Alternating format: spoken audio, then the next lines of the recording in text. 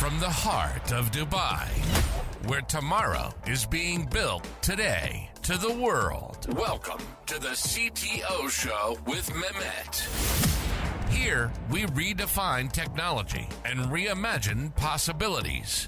With Mehmet, delve into the riveting realms of AI, cybersecurity, and digital technology. Experience the thrilling highs and lows of startups. Immerse yourself in the spirit of entrepreneurship and witness the future of business innovation being written in real time.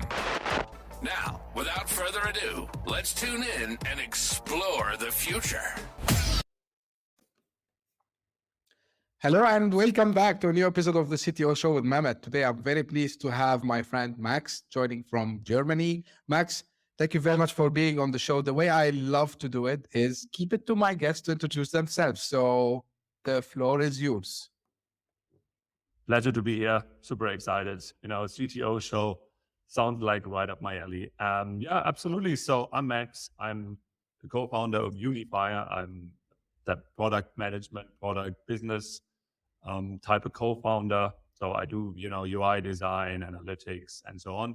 And yeah, recently I did a bunch of things in tokenomics, so crypto, and came up with a startup idea because I create a lot of content, and I always, have the issue of not posting enough content, not repurposing the super valuable content I create. So that's how we came up with, the idea for UniFire was I'm trying to find a category, but you could say it's a repurposing platform or a unique content scaling platform. And that's the main thing I'm working on.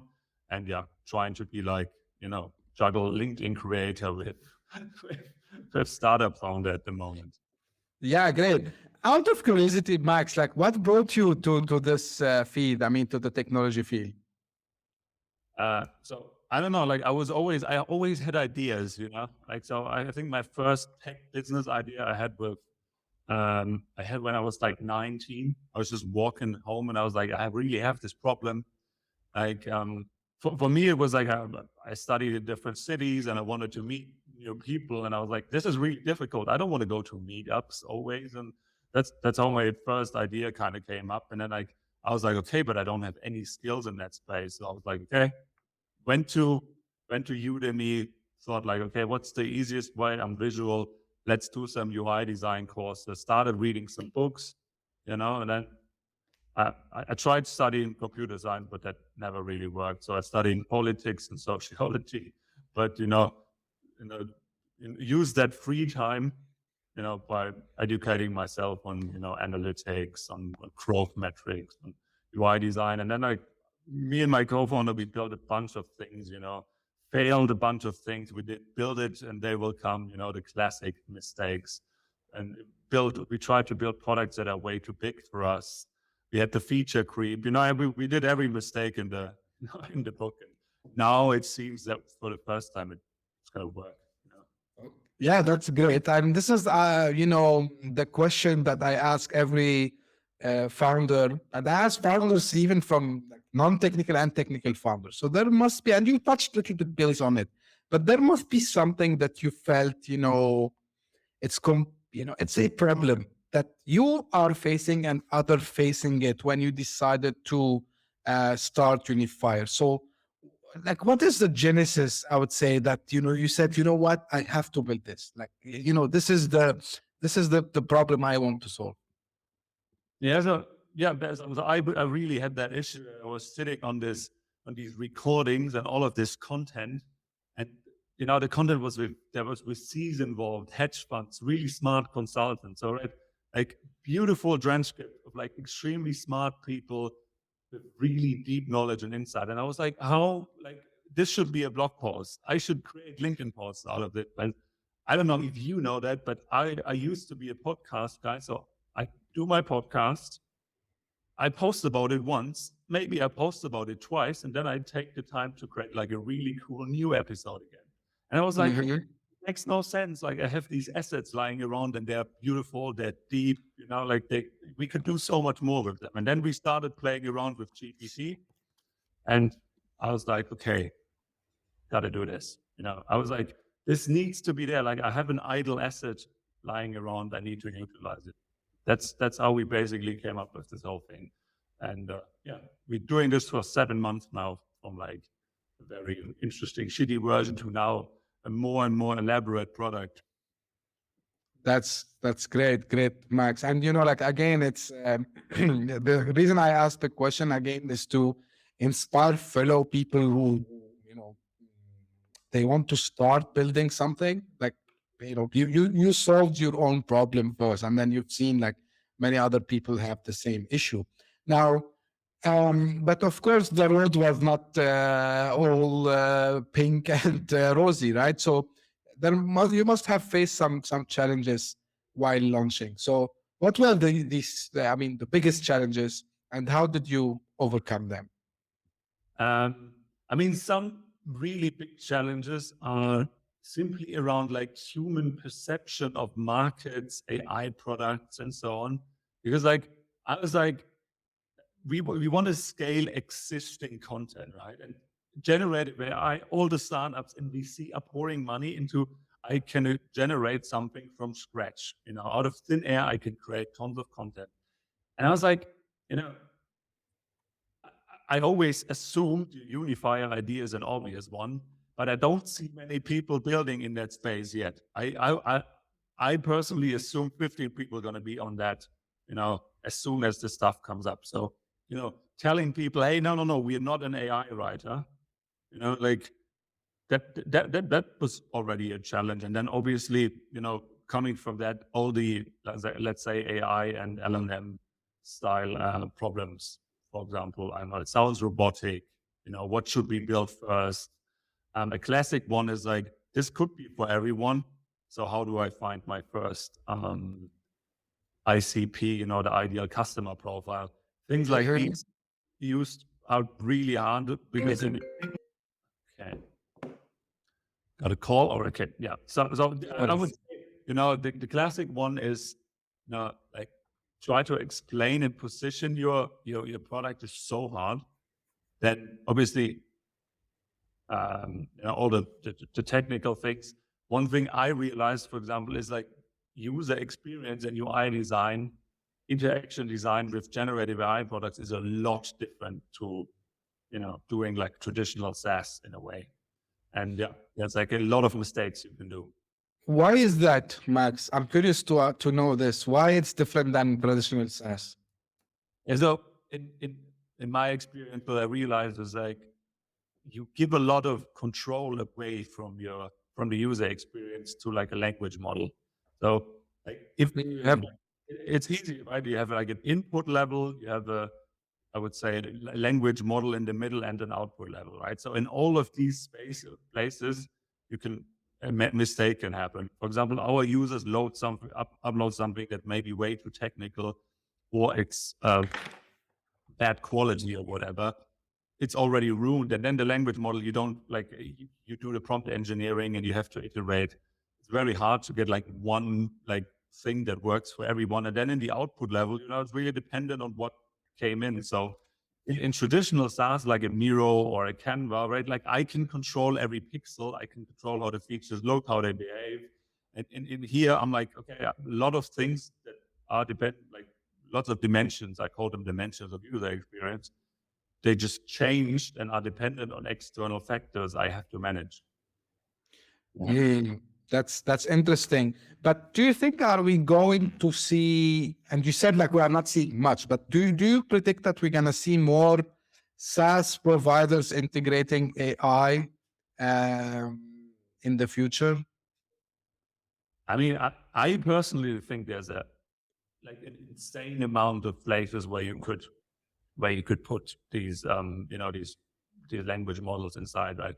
I mean, Notion did it. I don't know. It's like super valuable. Canva is I think an obvious one. I'd love to just, take my brand guidelines, my templates from Canva and fill them automatically in ChatGPT. It kind of works already. But even if we go deeper into tech tools, I found super cool. There's merge.dev and other people trying out. For example, integrations for SaaS founders are just a nightmare, right? Yeah. Really, like, I should probably already thinking about the 150 most important integrations, and there are now tools that take language models, they read the documentation, they look at the data schemas, and they try to model both so that I can get data from my app into another app. And, even automatically code some of the code for the integration, saving huge amounts of time, right? So I think, people think about the content and the information stuff. There's so much more we can do. Now, maybe I will ask you a controversial question.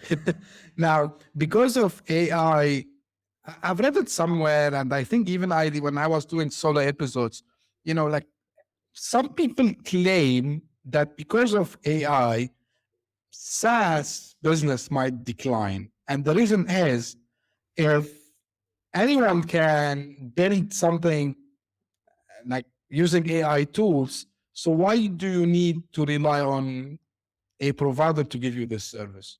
What do you think about that? I think they have a valid point. One thing we realize already is the large language model providers and ChatGPT, they will not build most of the functionality. Plugins are nice to have, and they're really good for simple use cases, but it would, destroy the whole purpose of a plugin if they become really sophisticated software products. So obviously stuff like the content repurposing from UniFire, that's going to be integrated into Google Docs as well. But will Microsoft integrate short video content? Will they integrate scheduling and external social media analytics? I don't think so. It doesn't make sense for their business strategy. They would need to build an entire unit based on that. So, I think there's going to be a lot more consolidation, I would say, in SaaS. Yeah.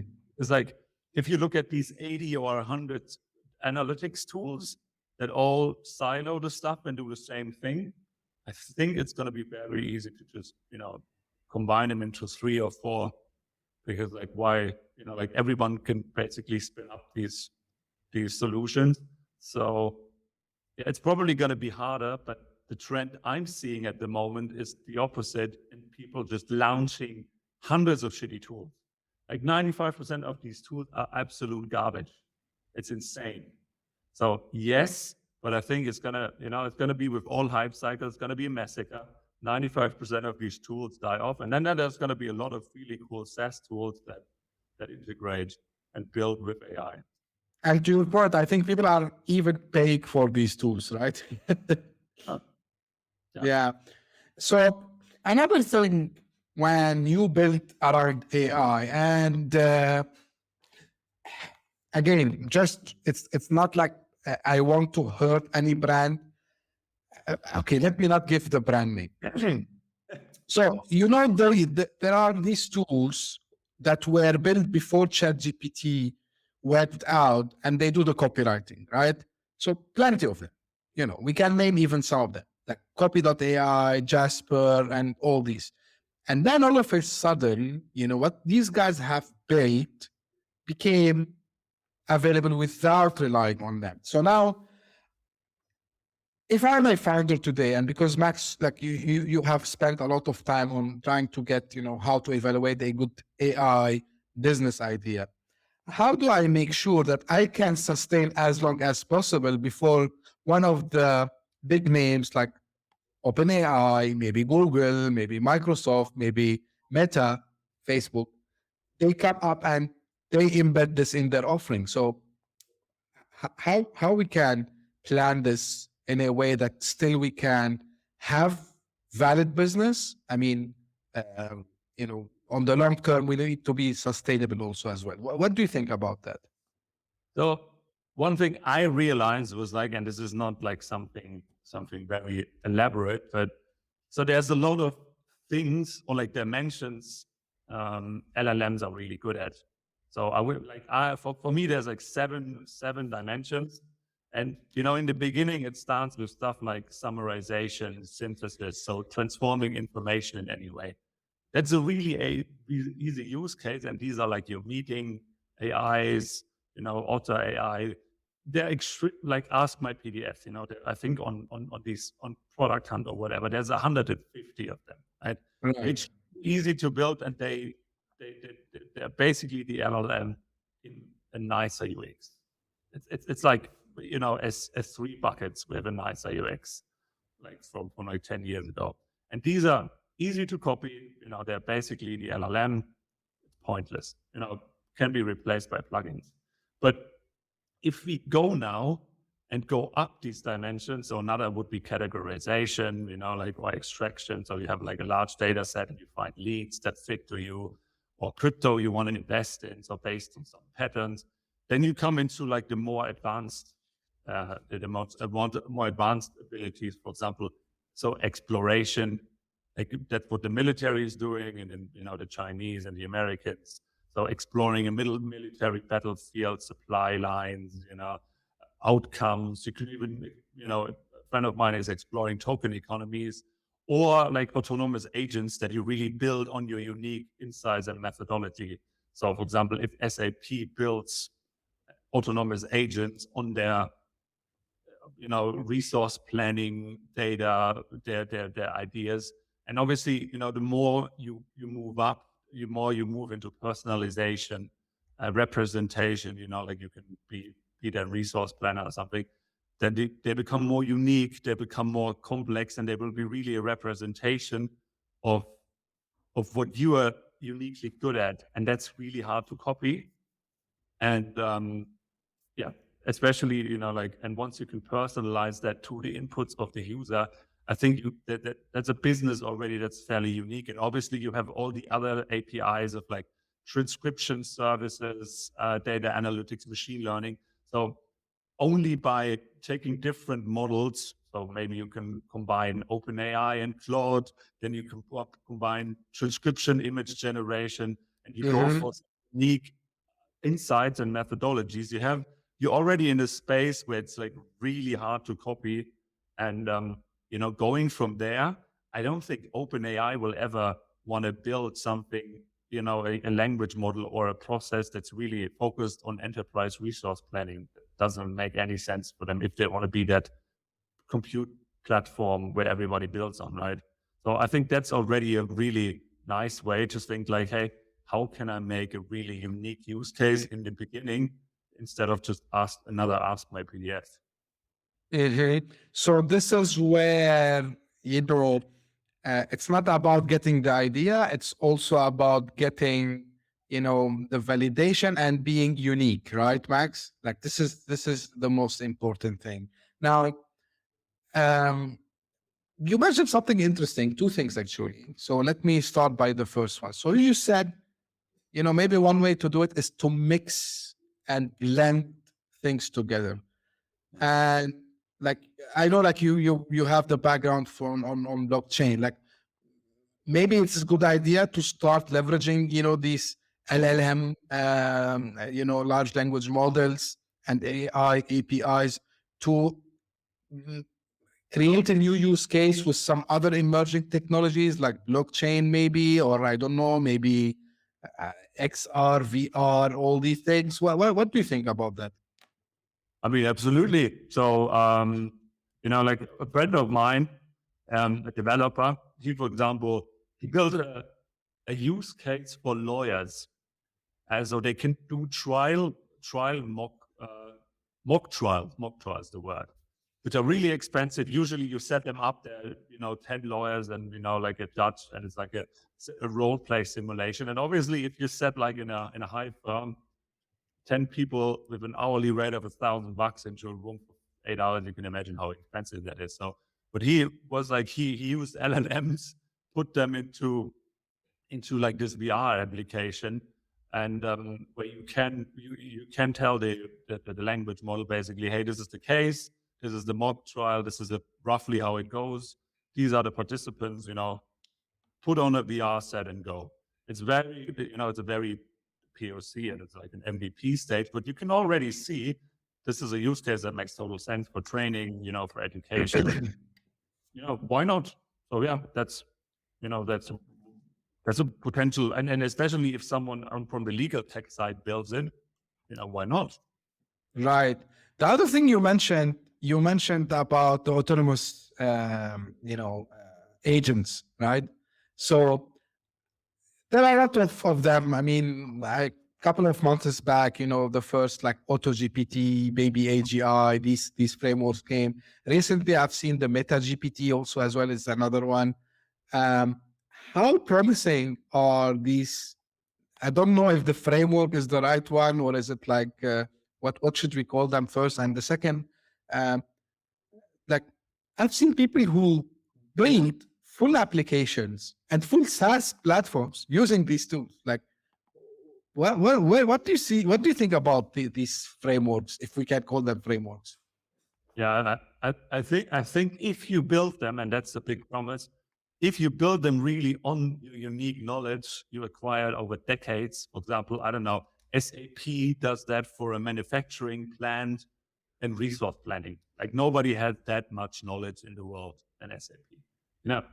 Give this, like make it an agent, give it to your consultants, give it to your junior consultants. It's going to be hugely powerful, right? Like coding stuff seems to be, that's probably one of the, I mean, it's not easy. It's crazy that it works, right? But if we go into like the more advanced things, I think this is definitely a really cool way of doing things. And yeah, I think they're super promising. If under the premise that you build them on something that's really unique. Mm-hmm. Like little bit of a futuristic question. What do you think, the most promising development would be in this field of generative AI? And I don't like to ask now, usually I used to ask people, what do you think will happen after 5 years or like after 10 years? Now I think I should ask in the short term, I mean 2 years, because I know like many things will change. So what are you seeing from your readings and observations? Yeah, I think Meta GPT is really cool, right? I think developers will have more, let's say, agent assistants, and especially someone that is really good at documentation. Like Copilot is already doing a lot of things. I assume that there's going to be something like Meta GPT where you can just select a few agents and say like, I want this guy. This is my documentation style. I'm training my documentation style. Maybe here's another one that is uniquely able to create data schemes for my integrations or something.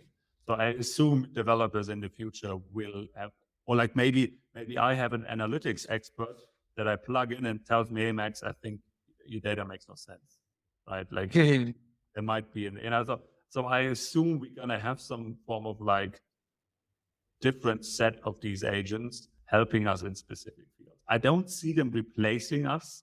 Like they can write code, but like I tried a bunch of these UI tools, for example, and I want to do it in Figma. It's more precise and it's better for my vision. But I'm surely like I, for example, need a support because I'm bad at typography and shadows and colors. Somebody could tell me, look, man, I think your design system is just bad. So like a design system agent that tells me, you want to be on brand with Figma and all the big ones. That's what you got to change. I think that's going to be the next 1 or 2 years, surely. Yeah, and I think to your point, Max, the biggest, I'm not sure how they're gonna try to solve this out. To your point, and it's related to content. And when I say content, not only written content, I don't mean only text. I mean even pictures or images or videos, because at the end of the day, these large language models are trained on existing data, right? So I cannot see, at least for the moment, unless there is a work in the background. And I discussed this with a couple of guests. Some of them, they say, no, it will be able to create, to have its own creativity, because, for example, now, if you look to the past 2 years, any SaaS landing page, it goes by a little bit dark, it has this, violet color, but maybe this the trend will change. So will AI be able to find something, and how it can understand that, like humans will like it? Because at the end of the day, I have to interact with that. Like, and this is, the question is content creation. Like how is that changing? Because, now we are getting, the output from things that we provided input to. So what will happen in the future? Also, I'm a strong proponent of, stuff like what we're doing now. The value of this conversation, for example, will be exponentially higher in the future, because like everybody can create a shit ton of content, automated YouTube channels. They're quite good, they even like they work through proper news and stuff. But really, what AI is gonna be still like, its limitations gonna be at creating unique insights, new knowledge, new frameworks. Like I could ask ChatGPT, hey, tell me the dimensions of abilities and language models. Build me a framework out of it. I'm sure something's good gonna come out of it, but you need unique knowledge to even prompt that and ask it. So I think, the 5% of the creators on top that are really like knowledge creators, that create insights, that read a lot, they can use this just to scale to the moon. So I don't, that AI flood of content is gonna happen, but I don't think it's gonna be 90% shit. So most of the stuff's just gonna die. Right? So Yeah. also kind of like the vision we are trying to do. It's just like we take someone like you and say like, you're a technical guy, you create amazing content. We just want to scale your insights, the way you speak, based on what you create everywhere on our platforms, right? So that's really the focus. And I think that's going to be amazing with AI. So, and I think it's also the reason why these Jaspers and stuff struggle, because like I tried to do it on my tokenomics content or Gen AI, but it's just not good enough. It's too robotic. It doesn't understand me, right? It's good if you want to do a e-commerce landing page for tea or something. Perfect. But Yeah, definitely. And the human factor will, in my opinion, Max, will be always there, because unless, again, as you mentioned, to your point, like if they change the way how, there was a very famous thing in electrical engineering. I still remember it. I struggled to understand when I was at college. It's called feedback loop, right?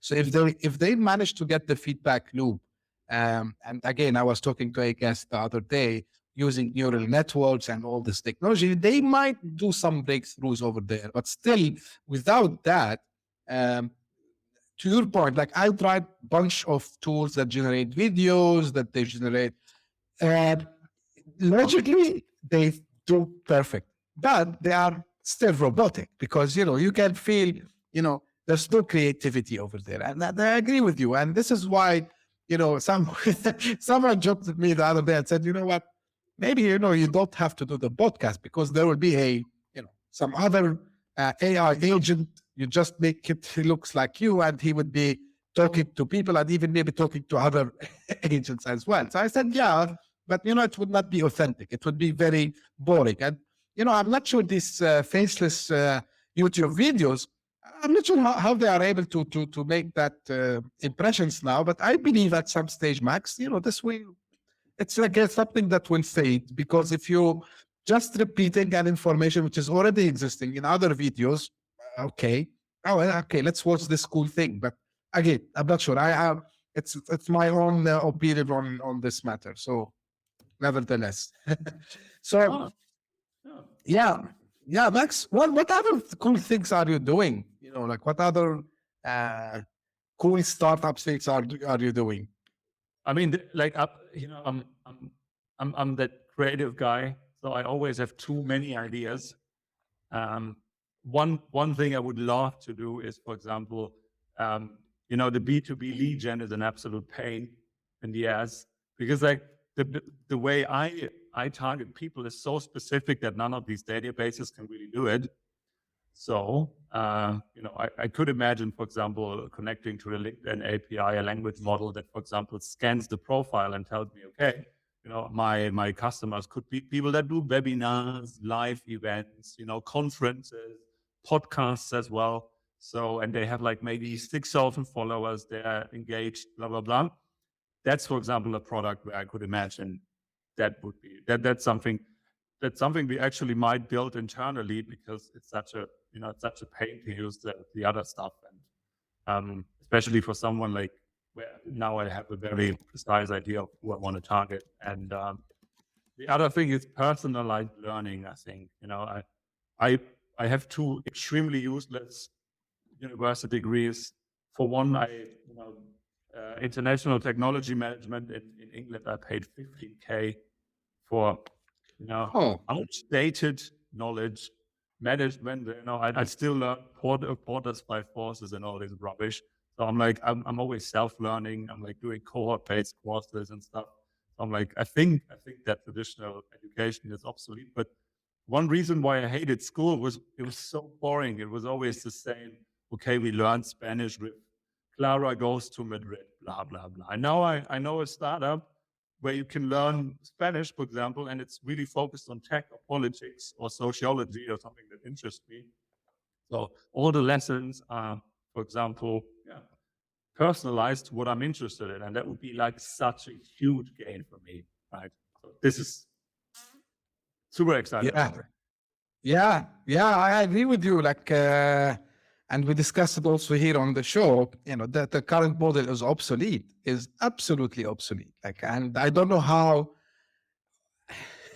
This is usually what happens when tech starts to enlighten people. I would say they will resist for a while, but after some time, I'm not sure how much is this some time, people will figure out, hey, hold on 1 second. No, I'm not buying what you're telling me, and I believe this is something happening very, very soon. Not how soon, I don't know, but yeah. And Max, where people can know more about you and your work. Yeah, so people can always go to UniFire.AI. That's the startup. But it's the link. You're going to put that into the things anyway. So it's with fire, not fire, the burning fire. And then obviously on LinkedIn. I also try to go on Twitter soon because LinkedIn is, or we should call it X. Yeah, I think it's going to take a while until people call it X, but yeah, I still see people that they say, no, we're going to keep calling it Twitter. Sorry, Elon Musk, we're going to keep it calling Twitter, not X. But anyway, nevertheless. So, Max, really, you enlightened us on a lot of points, and especially for, anything you want to advise anyone who's on the verge to start something in this space, any advice you can tell fellow entrepreneurs before we close? For us, it was a very, my advice is going to be very contrarian because everyone in startup world now says build something MVP-ish and launch fast. And I think, in generative AI, there's so many startups just coming out and they're all bad and people, they're going to be tired of this. So for us, we have 0% churn because we spent the first 3 months or 4 months really analyzing the market, talking to a bunch of people, solving our own problems and really obsessing over the first features and functionality. It's still hard, but don't just dump something shitty on the market and then expect people to give feedback. This is, everyone says build, launch fast and get feedback. But, if you want to have one thing, then build it well, take your time and then launch it to the market. I think that's really. Yeah. I think, Max, this is, it's early validation before they'll build and throw things in front of people. This is 100% I agree with you on this one because now, as we were saying, it's very easy to put, guys, let me confess to you something.